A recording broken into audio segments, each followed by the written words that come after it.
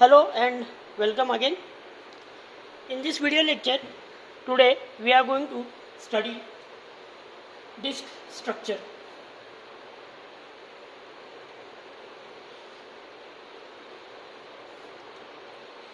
And along with this disk structure, we are also going to see few parameters which impact the performance of disk.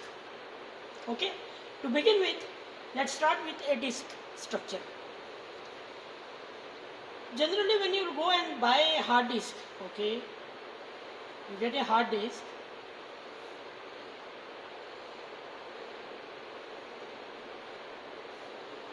Generally,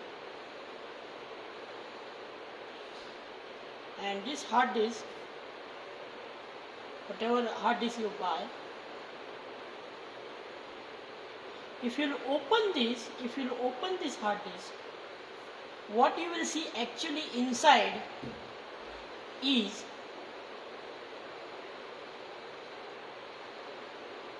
a ARM assembly,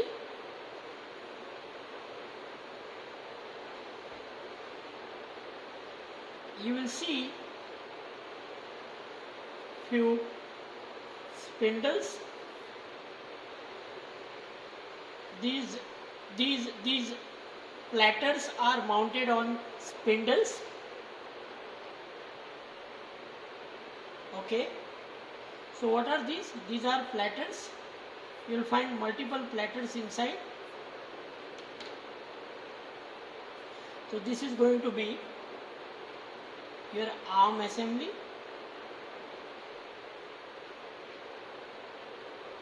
Okay, these are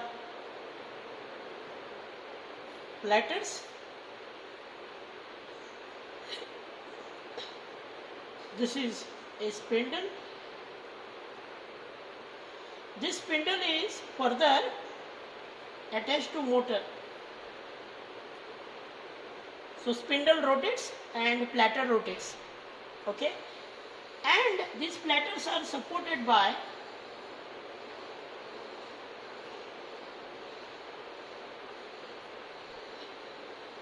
read-write heads. As you all know, these platters, okay, these platters are used on both sides, upper side as well as lower side. So once you open the box, you will find a structure something like this. Okay, so this is going to be your arm on which your read-write heads are mounted.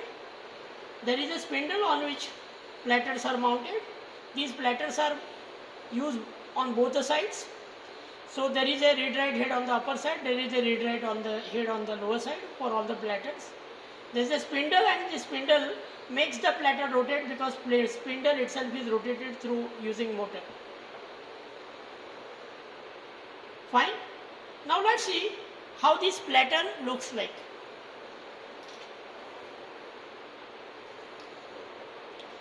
So one more thing that I want to tell is, these all platters together form a cylinder-like structure. You can see. Okay, so that creates the volume. So if we go by individual platter, if we just check with individual platter, okay, so individual platter looks somewhat like this, and these platters are divided into circles. Okay,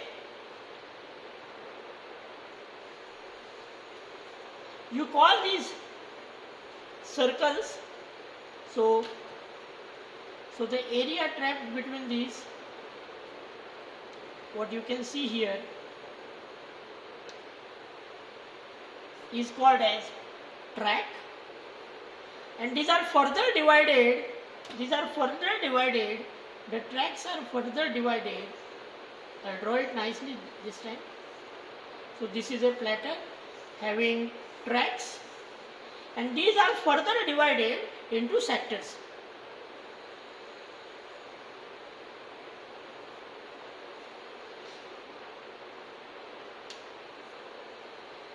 Okay, so this is going to be a sector.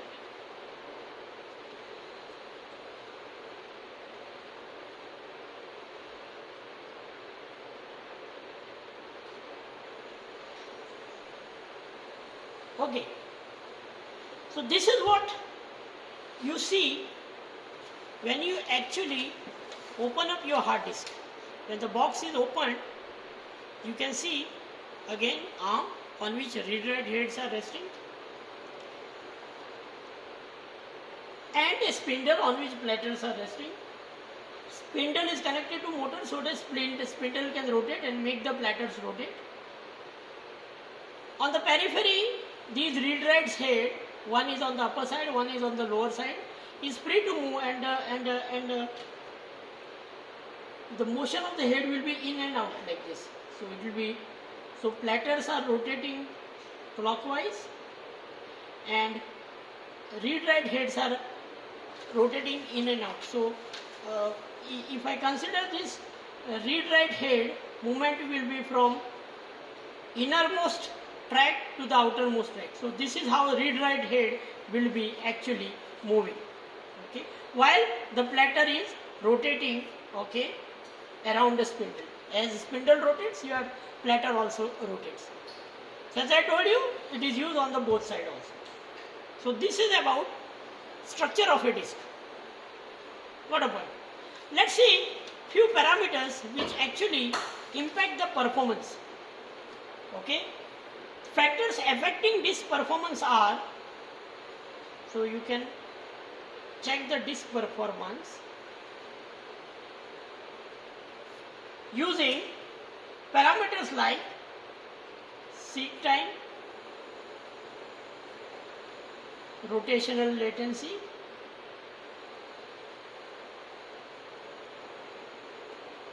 data transfer rate,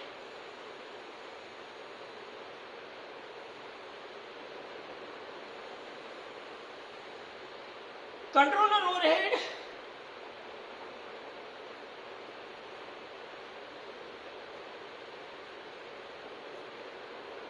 as well as queuing delay. We will see this one by one. So what is seek time?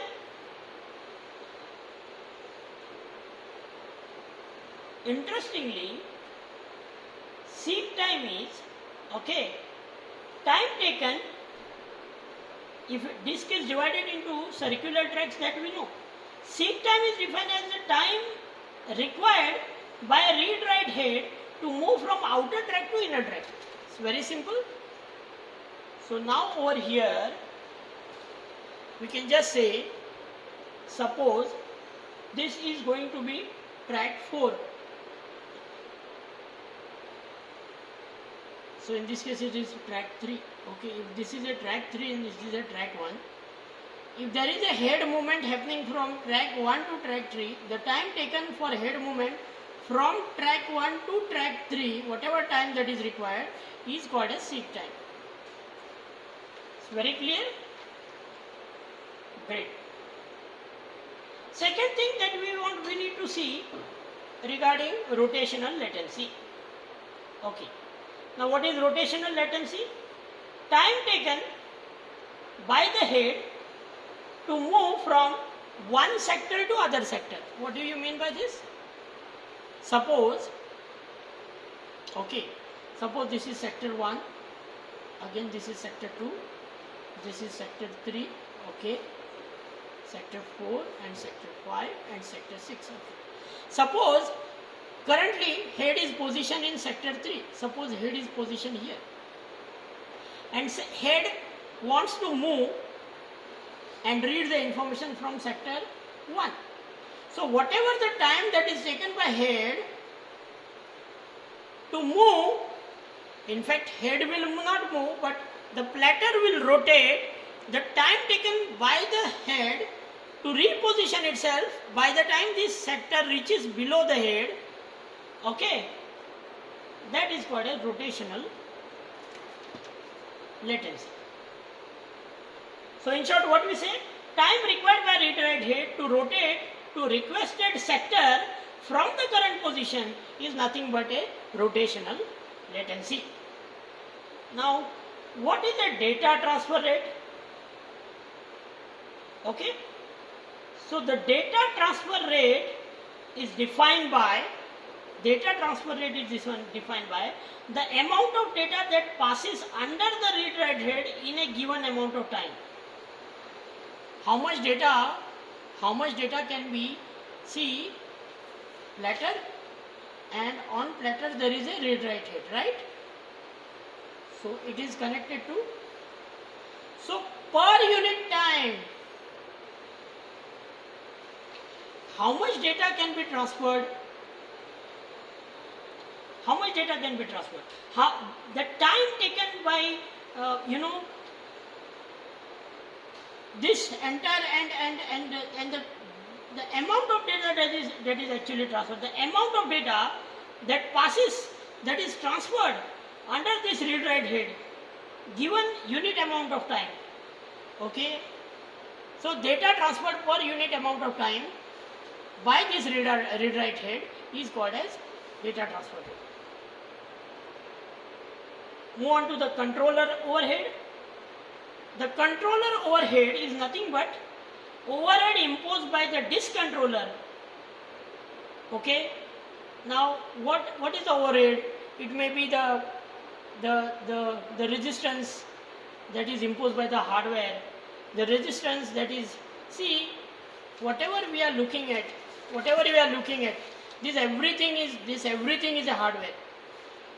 We can physically touch and feel. So anything that is physical, anything which is mechanical, it is having weight, it is having its inertia, and anything that is having weight and inertia, that means it is going to take some time because it has to overcome the resistance of itself. So those all resistances, they compute together to be a part of controller overhead. Regarding queuing delay, it is nothing but the time spent waiting for a disk to become free. So whenever there is a data read and written onto disk, so head is continuously reading and writing data onto disk. Secondary memory, data can be written, deleted. There must be some moment where these disks are not used. There is no data to be referred or read or to be written on the disk. Okay. So the time that is left between two such small intervals, the time spent waiting for a disk to become free. Okay. So the disk was free and busy for this much time, and now again the disk is free. So whatever the time that is elapsed between two free slots, this is nothing but a queuing delay. Got a point? So this is about the theoretical part regarding the different parameters that we have seen about the disk performances. Let's see some important formulas which are used in order to do computation of disk performance. Okay. Let's start with the disk access time.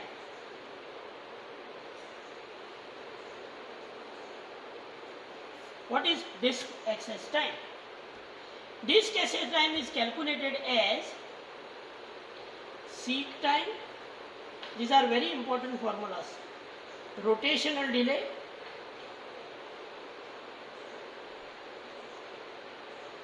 controller overhead plus queuing delay. So what will be the average disk time? Average disk time will be disk access time. It will be average seek time, average rotational delay. So it will be average seek time, average rotational delay plus this time we add transfer rate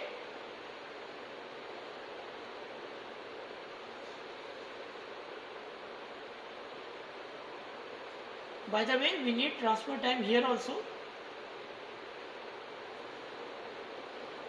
Okay, controller overhead plus queuing delay. So only these two values whose average is taken into consideration. So what is average seek time now? So this was about this access time. Average seek time.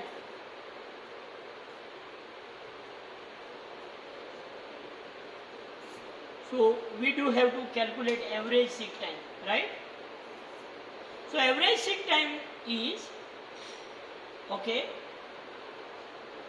1 by 3 multiplied by time taken for one full stroke.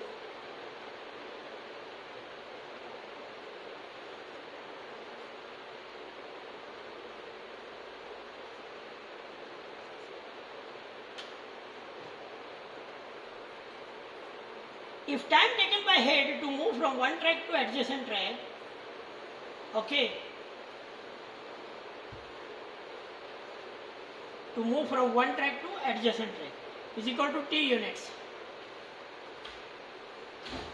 And there are total K tracks.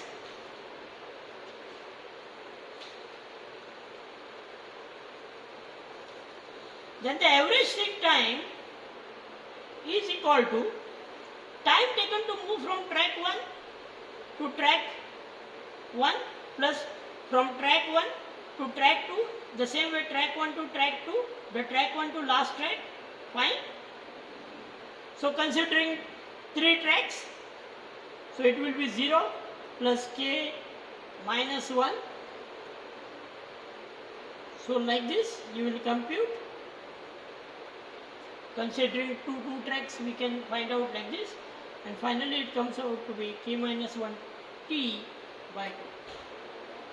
So this could be the formula that can be directly used. Okay.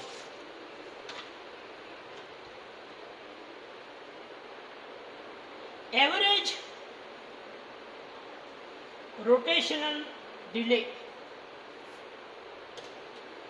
How can we compute? It is computed as 1 by 2 by time taken for one full rotation. Time taken for one full rotation.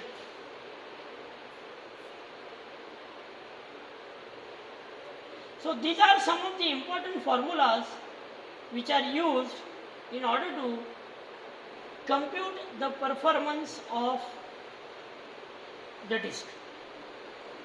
That is all about disk structure. That is all about some of the parameters which are used to compute the performance of a disk. In the next video, we are going to see some disk scheduling algorithms. Thank you.